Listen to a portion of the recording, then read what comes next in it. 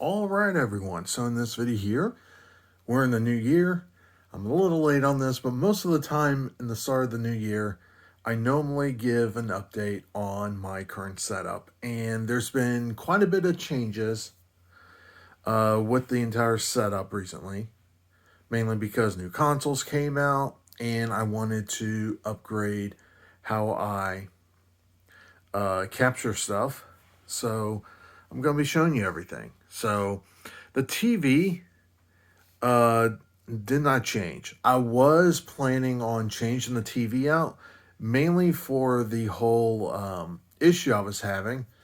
But after resetting the TV several times, actually, it works fine now. So that's good. And apparently, Sony is actually going to issue a new update to these older Android TVs where it does bring it up to the most current version of Android TV, or what's being rebranded as Google TV. So that's good. So at least that way I don't have to worry about upgrading the TV. The screen itself, besides missing the whole variable refresh rate and the whole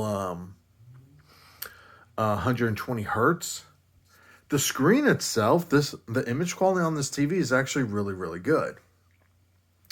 So it's good that I don't have to worry about changing the TV because I didn't really want to either.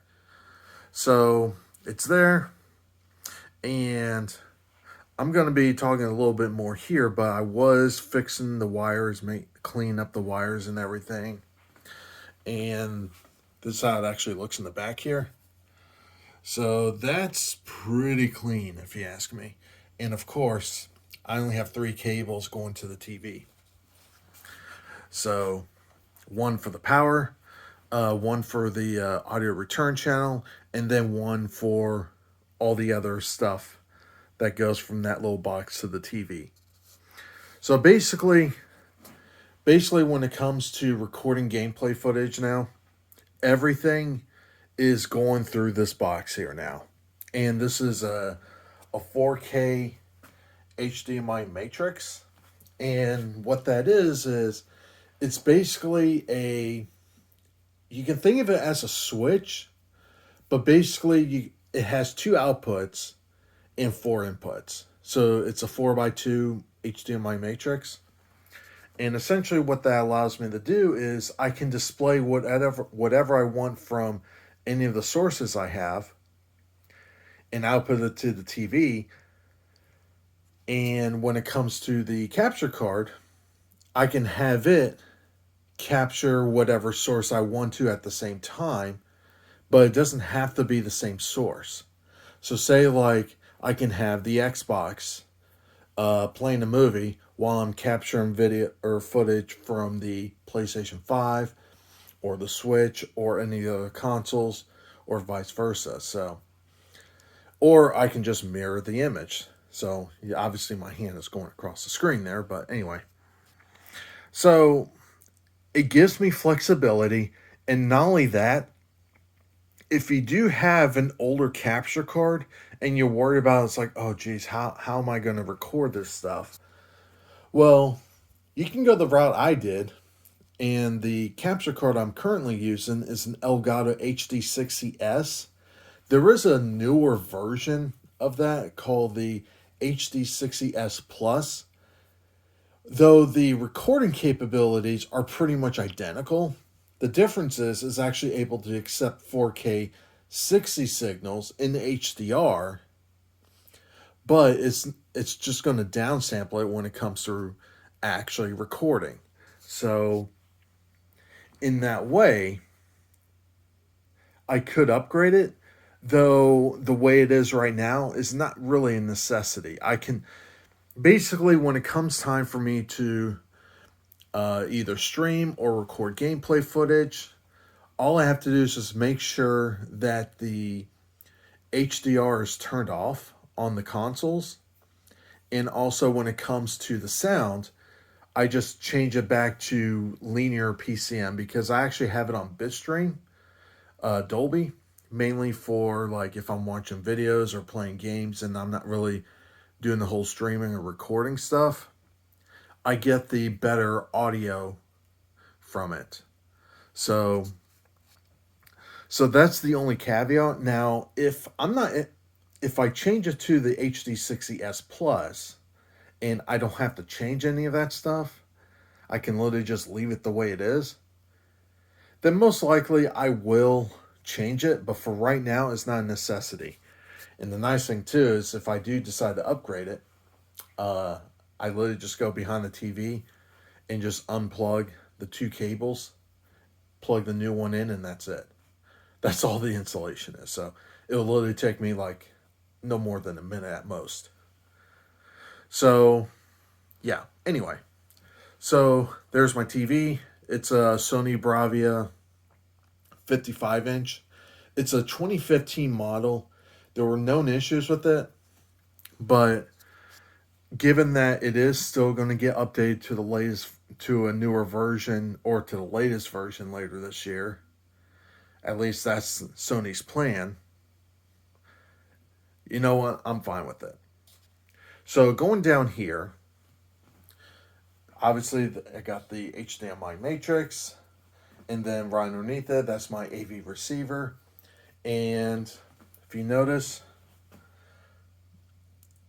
I got one HDMI cable going to it because strictly for the audio return channel. So yes, this does have multiple HDMI ports on that AV receiver. The problem is that because it is an older one, it only goes up to 1080p. So the thing is, when you have newer consoles coming out, a lot of times you do want to upgrade your other equipments too, and that's something. If you're if you're someone that wants to take advantage of these consoles to its full extent, that is something you have to keep in mind. Is it's not necessarily just buying the consoles and that's it. It's also upgrading your TV if necessary. It's also upgrading your sound system if necessary.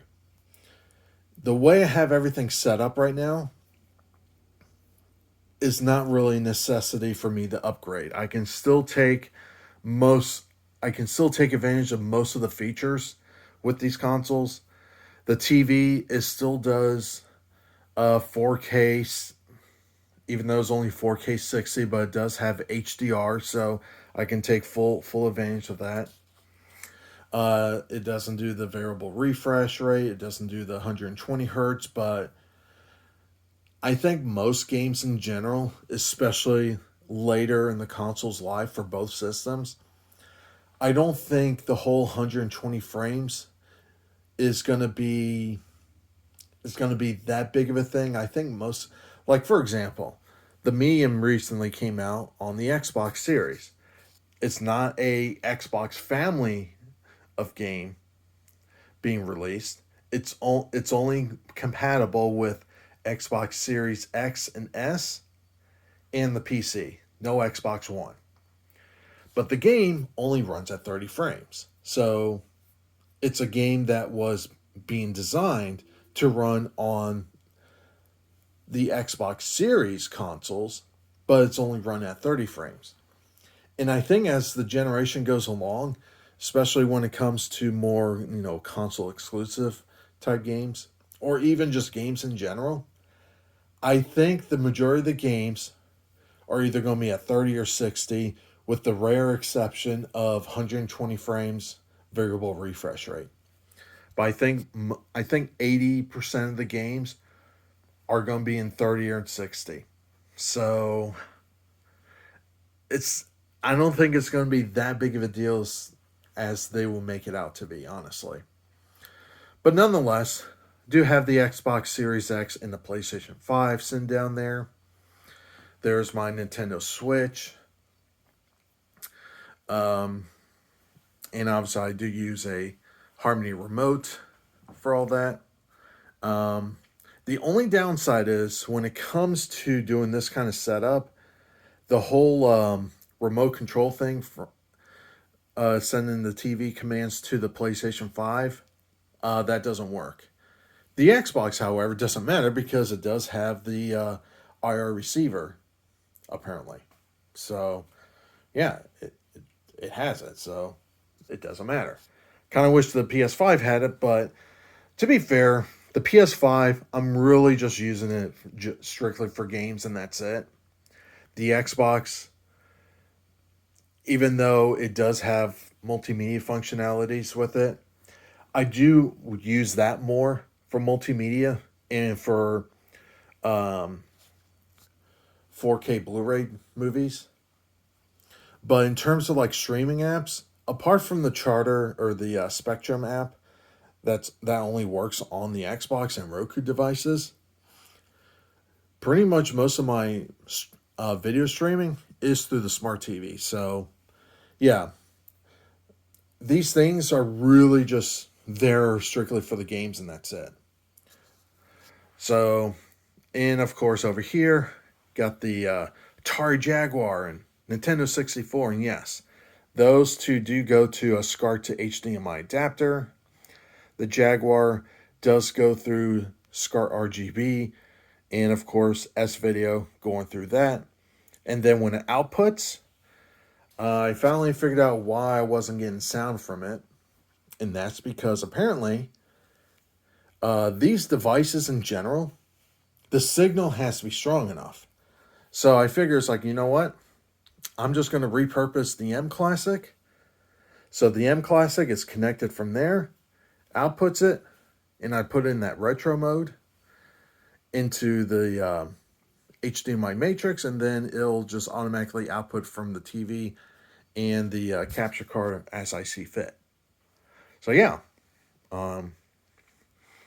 we have brand new consoles, a console that came out several years ago, and then some retro stuff, all going through fairly modern equipments. So, yay.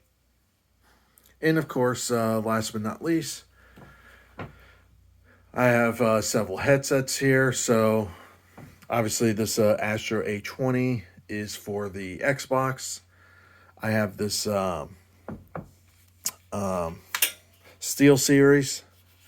This is the wireless one for the Nintendo Switch. And I'll talk about these things in an upcoming video. But, and of course, I actually recently got this recently.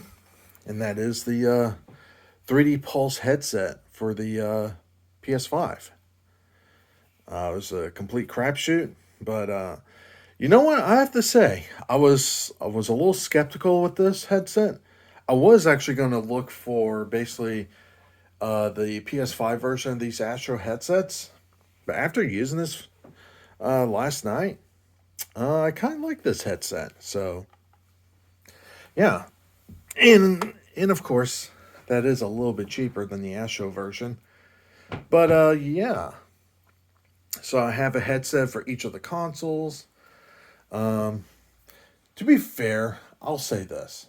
This Steel series actually would have worked fine with the PS5 also, but to make things easier, and there are some functionalities with using that headset on the PS5 that you don't really get with third parties, or with most third parties anyway.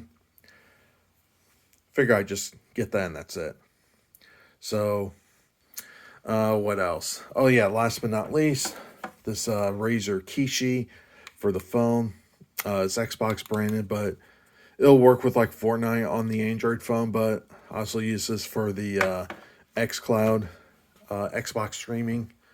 So yeah, and of course my PC setup. Honestly, this didn't really change all that much.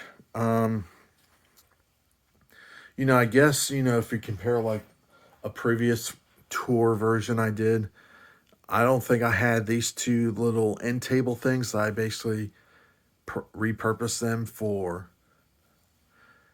doing it like this. So, yeah.